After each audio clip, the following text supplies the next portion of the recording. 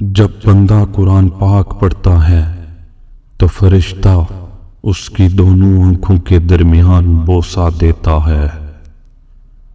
برے اعمال بیماری اور علماء دوا ہیں۔ جب علماء خراب ہو جائیں تو شفا کون دے گا؟ انسان کو ہمیشہ واقف ہی سے تکلیف پہنچتی ہے، اجنبی سے نہیں۔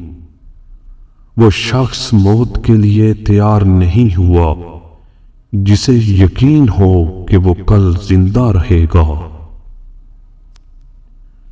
جو اپنے آپ کو دوسروں پر فضیلت دیتا ہے وہ متکبر ہے۔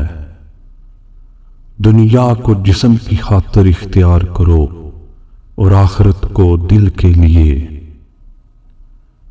جو ظالم کو ہندہ پیشانی سے ملے یا مجلس میں جگہ دے یا اس کی دی ہوئی چیز لے لے تو اس نے اسلام کی زنجیر توڑی اور ظالموں کے مددگار میں شمار ہوا۔ یقین کامل وہ ہے کہ جب آدمی پر کوئی مصیبت آئے تو اللہ تعالیٰ پر الزام نہ لگائے بلکہ اسے راحت تصور کر کے اس کا شکریہ ادا کرے۔ ہم نے ایسے مشائخ دیکھے ہیں جو موت کی تمنا کرتے تھے اور میں ان کی آرزو کو تعجب سے دیکھتا تھا، اور اب میں ان لوگوں پر تعجب کرتا ہوں جو موت کے خواستگان نہیں ہیں۔ لوگوں سے واقفیت کم کر، کیونکہ ان سے واقفیت میں سوائے نقصان کے تجھے کچھ حاصل نہ ہوگا۔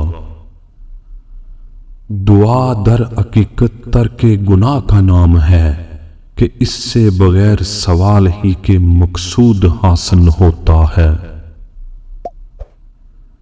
میرا جو عمل نیک ظاہر ہو جائے میں اس عمل کو شمار نہیں کرتا، کیونکہ جب لوگ دیکھ لیں تو ہمارے جیسوں سے اخلاص نہیں ہو سکتا۔ حاسد بدفہم ہوتا ہے۔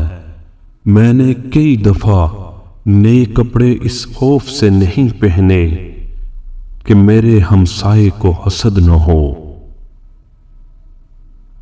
تیرا اللہ تعالیٰ سے 70 گناہ لے کر ملنا جو اللہ تعالیٰ ہی کے ہوں بہت آسان ہے اس گناہ سے جو کسی خاص شخص سے تعلق رکھتا ہو۔ عام لوگوں کا اللہ تعالیٰ سے اتنا ڈرنا کافی ہے کہ وہ مشابہات سے بچتے رہیں۔ لوگوں کی ہلاکت 2 چیزوں میں ہے، ان میں سے ایک یہ کہ بندہ توبہ کی امید کرتا رہے اور توبہ نہ کرے، اور اس امید میں توبہ میں دیر کرتا رہے کہ ابھی زندگی بہت لمبی ہے۔